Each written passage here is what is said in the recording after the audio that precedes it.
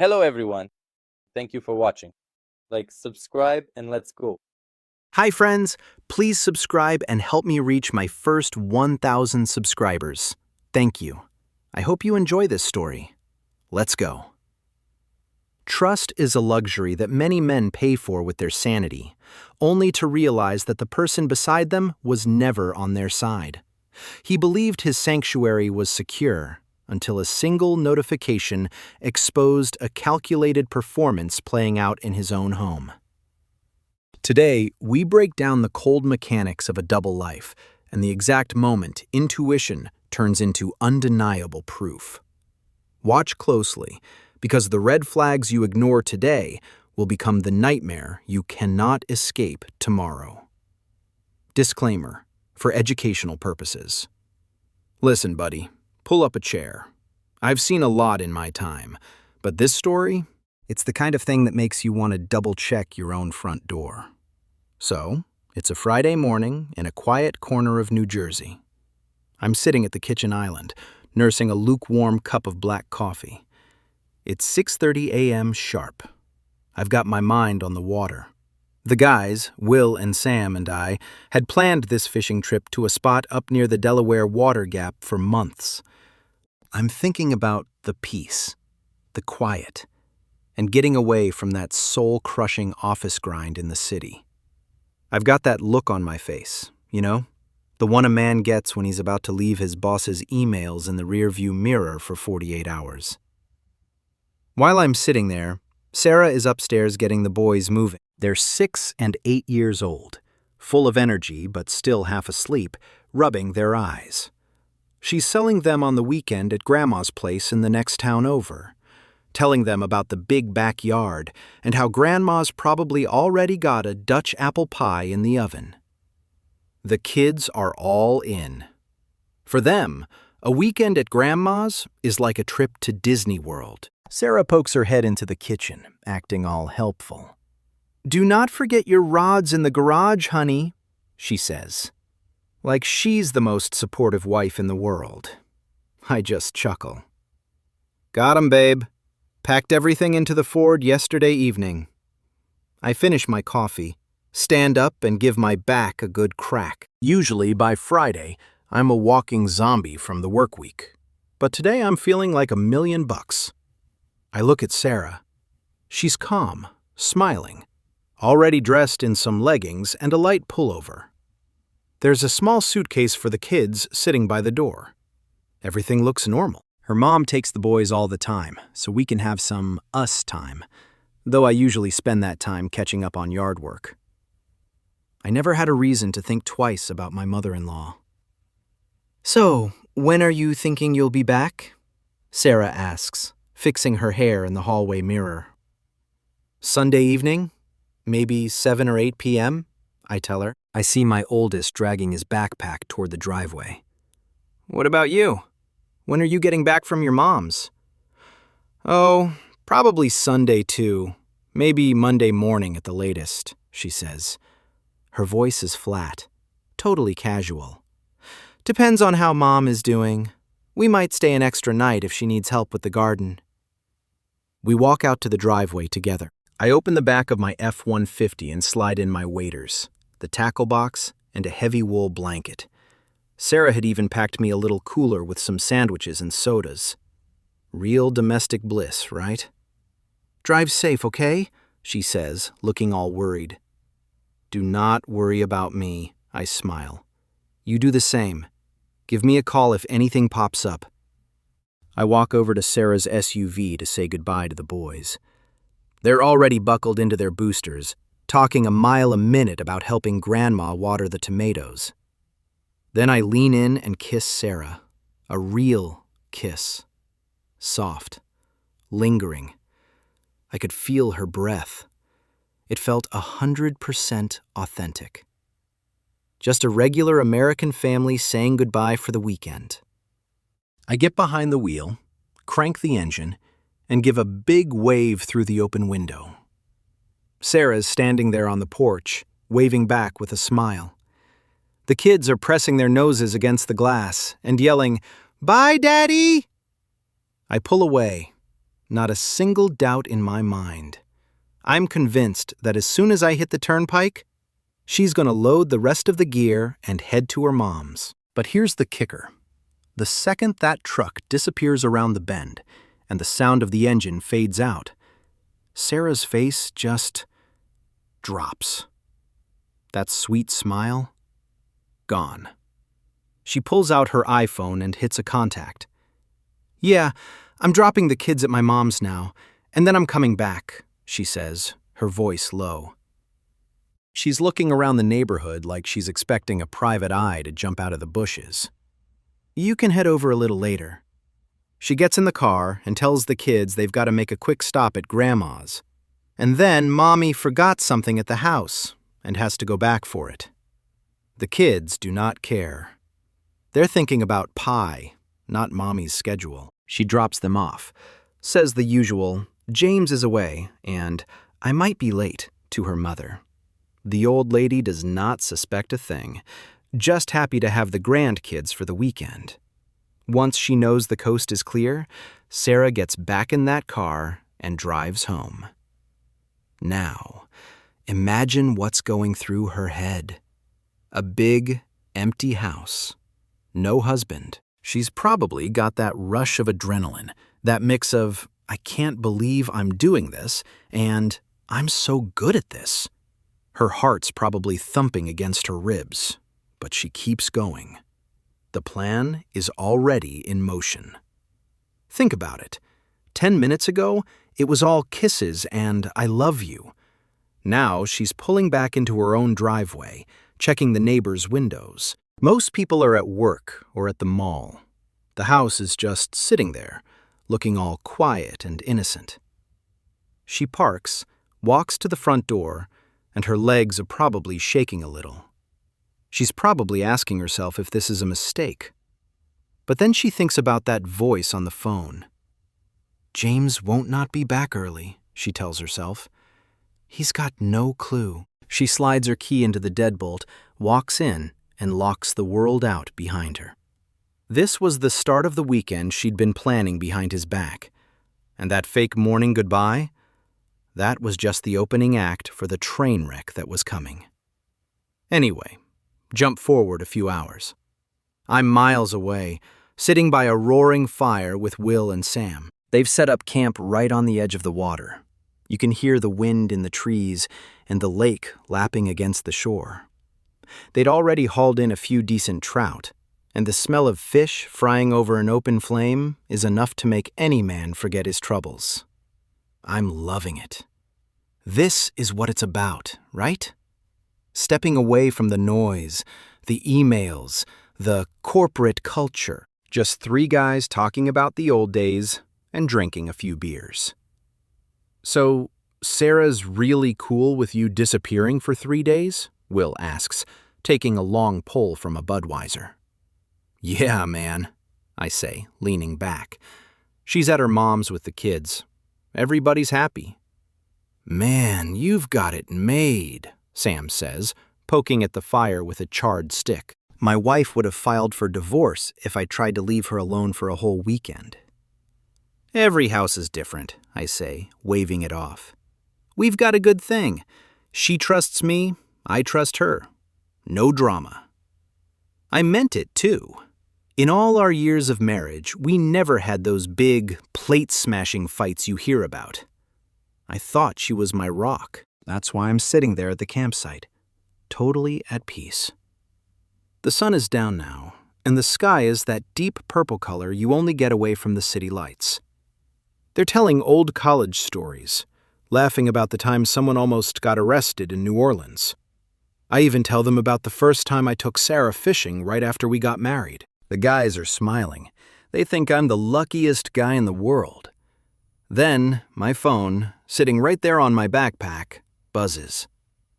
I was lucky to have a bar of LT out there in the sticks, but that signal was about to ruin my whole life. I do not think much of it, probably a spam text or an alert from the bank. But it buzzes again. Then I see the Ring app icon on the screen. Now, usually, the Ring camera just catches a squirrel, or a delivery guy dropping off a package from Amazon. I tap the notification, and the first thing I see is my own entryway. The front door is swinging open from the inside, and walking into my house, bold as brass, is this guy. Maybe 30 years old, short haircut, looks like he spends 5 days a week at the gym. He's got a backpack on, a grocery bag in one hand, and a bottle of wine in the other. His face is a little bit in the shadows, but you can see enough. I'm staring at the screen like I'm seeing a ghost. Who the hell is this? I think. We do not have relatives in town. No friends who just walk in like they own the place. Then Sarah walks into the frame. I feel this physical wave of heat hit me. Sarah? She's supposed to be at her mom's. But there she is, right in my hallway. And she's not just standing there. She's looking at this guy like he's a damn war hero. She's smiling, a real smile. And she leans in and kisses him right on the corner of his mouth. They look totally comfortable, totally at home. Like, my heart starts hammering so loud I cannot even hear the fire popping or the guys talking. It felt like the ground just dropped out from under me. I'm watching my wife take the grocery bag from this guy, brushing up against him, and then the guy puts his hand right on the small of her back. They walk out of the camera's view, heading straight for the back of the house, right toward the master bedroom. I swipe the screen, trying to catch them on another camera, but all I get is the audio. The ring picks up some muffled voices, a little bit of her laughing, that laugh I used to love, and then the feed just cuts out. Maybe they closed the bedroom door. Maybe the Wi-Fi dipped. Does not matter. I'm still staring at that screen, and meanwhile, Will and Sam are still cracking jokes behind me. I shove the phone into my pocket, trying to keep my face straight, but I'm falling apart inside. My hands are shaking so bad, I have to grip my knees. Will looks over and stops laughing. James? You okay, man? You look like you just saw a hit and run. I take a ragged breath. Guys, I gotta go. Something's up at the house. I gotta get back, right now. I stand up, brushing pine needles off my jeans, and my face is like stone. I do not want to make a scene, because I know if I start talking, the rage is gonna come pouring out, and I will not be able to stop it. I just saw the ultimate betrayal, caught in high definition. I gotta go, I repeat, my voice shaking. Right now. The drive felt like it took a year. It's usually about an hour, but every red light and every slow-moving sedan felt like a personal insult. I kept tapping my phone, trying to get the Ring app to pull up again, but the signal was garbage. My mind was racing. What if I get there and he's gone? But the dark part of me, the part that was really hurting, wanted him to be there. I wanted to see it with my own eyes so she could not lie her way out of it. Every mile on the Garden State Parkway was pure torture. I could see the glow of the city lights in the distance, but they were not getting closer fast enough. I must have replayed that video 1,000 times in my head. The kiss on the porch, her smile, the way they walked to the bedroom. I felt like I was going to puke. This was not some little flirtation. This was our home. She brought him into our sanctuary. At one point, I had to slam on the brakes because some kid on a crotch rocket cut me off. I cursed him out, then realized I was the one driving like a maniac. I told myself to get it together. Keep a cool head, James, I whispered. You've got kids. If you do something stupid and end up in the back of a squad car, who's going to look out for them? That thought kept me from redlining the truck, but the anger did not go away. It just sat there, like a wild animal waiting for the cage to open. Nobody who knew Sarah would have believed this. She was the perfect mom, the loyal wife. And the whole time, it was just one big, fat lie. I hit the steering wheel with my fist. I did not want to blow up my life in front of the whole neighborhood, but I was already planning the fallout. I was going to toss that guy out and cut her loose for good. Finally, I saw the sign for our exit. The streets were quiet. Most of the neighbors had their lights out, probably tucked in for the night. Usually, turning onto my street gave me this feeling of peace, home. But now, that word felt like a bad joke. I turned onto our block, and there it was. My house. 2 stories, nice lawn, the one I spent every Saturday morning mowing. It looked so normal. But there was a light on in the upstairs bedroom. And there, sitting right at the curb, was a car I'd never seen before. A gray Mazda. "He's still here," I whispered. I felt something inside me just snap. I could almost feel what was happening in that room upstairs. I felt scary calm all of a sudden, like the eye of a storm. I slowed down, parked a few houses away, and cut the engine. I sat there in the dark for a minute, just staring at that Mazda. Everything was dead quiet. The neighbors were all asleep. Good. No distractions. I thought about trying to find a reason to forgive her, but I did not have any left. This was not a mistake you fix. This was the end. I was going to walk in there and settle this once and for all. I opened the truck door and stepped out. The air was colder than it was at the lake, but it felt good. It cleared my head. This night was going to be the finish line for everything I thought I knew. I moved past the dining table and saw the whole setup. 2 crystal wine glasses with dregs of red wine, a half-empty bottle, and a plate of expensive cheese and grapes. It looked like something out of a damn Nancy Meyers movie. Sarah had set the stage for a real romantic evening. Seeing those leftovers made my blood boil even hotter. I felt my face tighten into a mask of pure hate. I kept moving. The hallway runner muffled my boots, but honestly, I did not care if they heard me now. I looked at the coat rack by the stairs and saw a men's jacket hanging there. It was not mine. It was some stylish, slim fit crap. That was the final nail in the coffin. She was not even hiding it. She was so damn sure I was stuck out at the lake until Monday that she did not bother with the basics. She probably had the whole weekend mapped out, shacking up with this punk while the kids were at Grandma's. I clenched my fists so hard my knuckles popped, but I held it in. I was saving the fireworks for the main event. The house was dead quiet, but my heart was thumping like a bass drum. I thought they'd hear it through the walls. I headed up the stairs and saw that sliver of warm light spilling out from under our bedroom door. And then I heard it, shuffling.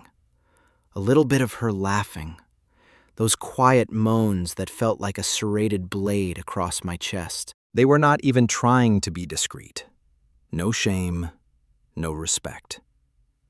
I stood outside the door for a second, just breathing. The sounds coming from inside told me everything I needed to know. My lungs felt tight. Easy, James, I told myself. No crying, no begging for explanations. Just business. I reached out and shoved the door open. It was not even locked. The room was dim, with the curtains drawn tight. I saw Sarah first, sprawled out on the messy sheets. She was wearing this thin little silk slip, the kind I bought her for our anniversary, and it had slid off one shoulder. Next to her was Jake. I recognized him from the local gym. The guy's maybe 30 years old, built like a linebacker. He was shirtless, his skin glistening under the bedside lamp. When I walked in, he froze like a deer in the headlights. Sarah let out a scream and snatched at the sheets, trying to cover herself up. I just stood there in the doorway, taking it all in. It felt like I was looking into the sun. Everything I'd been afraid of was right there in high definition. A thick lump formed in my throat, but I swallowed it down. Jake was the first one to find his voice. He scrambled off the bed, stumbling over his own feet. "Whoa! Hey! Listen, bro. It's not—" He started stammering, reaching for his t-shirt on the floor. I did not say a word. I just looked at him. My eyes told him everything he needed to know. Sarah had backed herself up against the headboard, her face turning as white as the pillowcases. She looked like she wanted to talk, or cry, but she was just gasping for air. I took a few steps into the room. I kept my hands at my sides, but I did not yell. That was the scary part. I was stone cold. I looked at Sarah for a heartbeat, and then turned my eyes on Jake. I let out a low, raspy laugh. "I see you decided to take a little vacation in my house, huh?" My voice sounded like I'd been eating gravel. Jake was shaking now, trying to shove his legs into his jeans. "Man, I thought you were gone for the weekend." "Yeah," I snapped, the sarcasm dripping off every word. "Great plan. Stay away. James is gone." "Well, surprise, kid. I'm back." Sarah tried to lean forward, her voice trembling. "James, please, it's a mistake. It's not what it looks like." I just held up one hand. "Shut it," I said. I did not have an ounce of pity left. I've got 2 eyes and a Ring camera. I know exactly what this is. I stepped closer to Jake. He was frantically pulling his shirt over his head. He was looking for his shoes, but he could not remember where he'd kicked him off. I reached out, I grabbed him by the collar, and twisted. He nearly choked. "Listen to me, you little prick," I hissed. "You have exactly 10 seconds to get out of my house, or I'm throwing you through that window.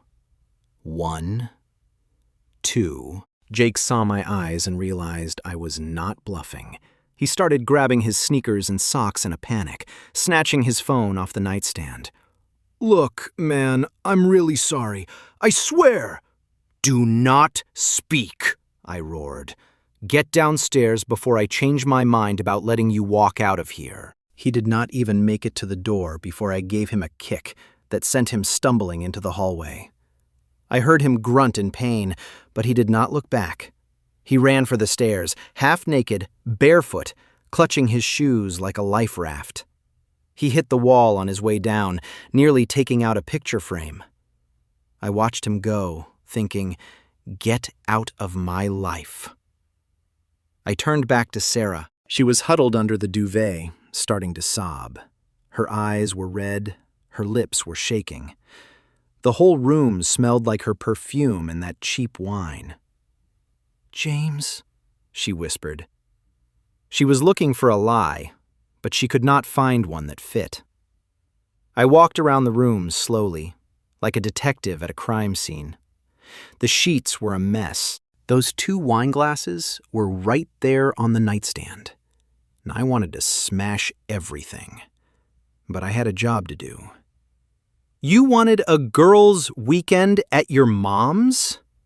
My voice was hollow. "Did you enjoy yourself?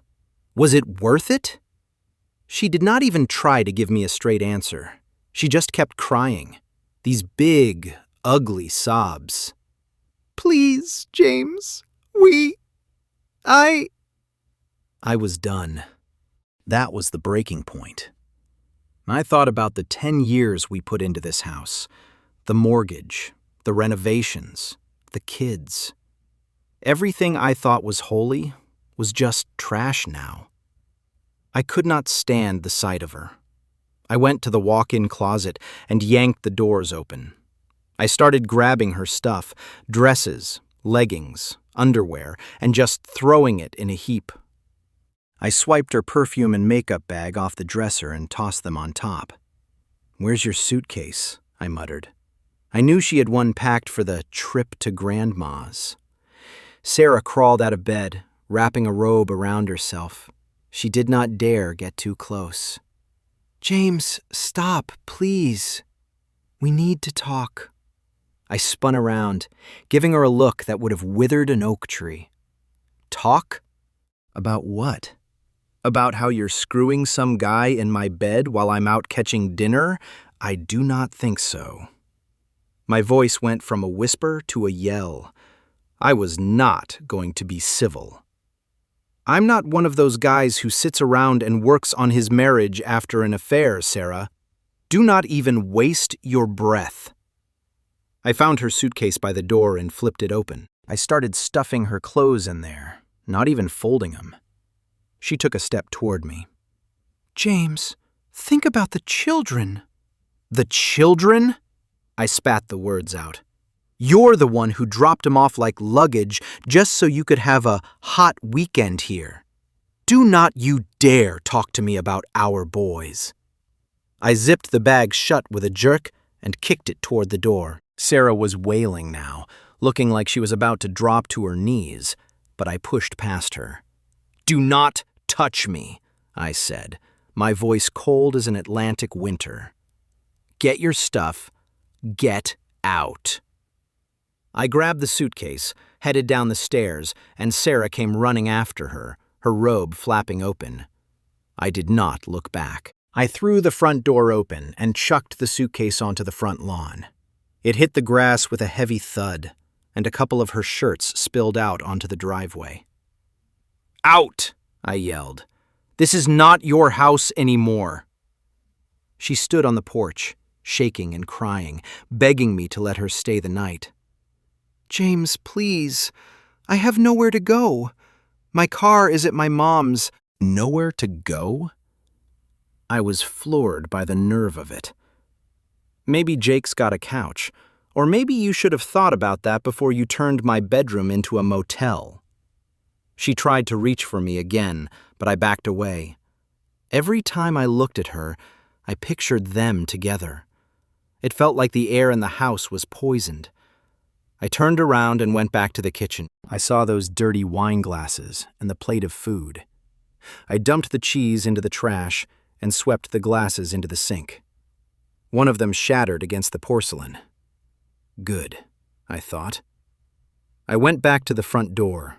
Sarah was still there, shivering in the night air, trying to pull on her underwear while standing on the porch. She looked pathetic, ruined, but I did not feel a thing for her. The respect was gone. "Get moving," I said. It was a final judgment. "Get out before I call the cops for trespassing." She finally got the picture. A few minutes later, headlights cut through the dark. An Uber. I watched through the blinds as she disappeared into the night with her suitcase. I slammed the door and turned the deadbolt. The sound echoed through the empty house. I walked back upstairs. The bedroom still smelled like things that did not belong to me. I ripped the sheets off the bed, carried them out to the balcony, and pitched them into the dark backyard. Let the rain wash the stink off. I went into the guest room, the one they had not touched, and lay down. The exhaustion finally hit me like a wave. The image of Sarah kissing that guy flashed in my head, but I shut it down. She was gone. I was still here. I was still the man of the house, and I had just taken out the trash. The biggest mistake here was not the trust itself, but the failure to realize that a wolf does not scream. It waits for you to leave the room. Our protagonist made the right call by cutting the cord instantly. Once the sanctity of the home is violated, there is no negotiation, only exit strategies.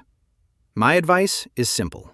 First, always secure your digital perimeter, because technology does not lie, even when people do. Second, never let your emotions dictate your response to a betrayal. Become cold, become surgical, and protect your assets and your children immediately. What would you have done if you saw that footage while miles away from home? Write your thoughts in the comments below, and subscribe if you value raw, honest breakdowns of the modern dating battlefield.